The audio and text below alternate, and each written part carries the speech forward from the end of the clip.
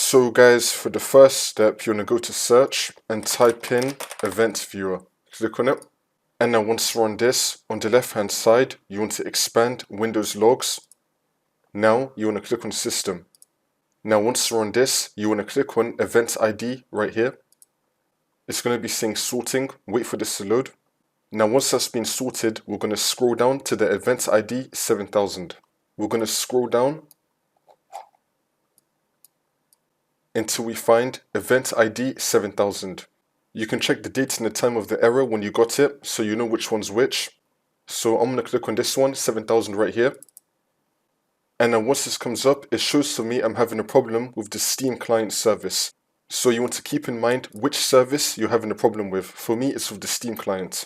For the next step, you want to go to search and type in services. Click on it.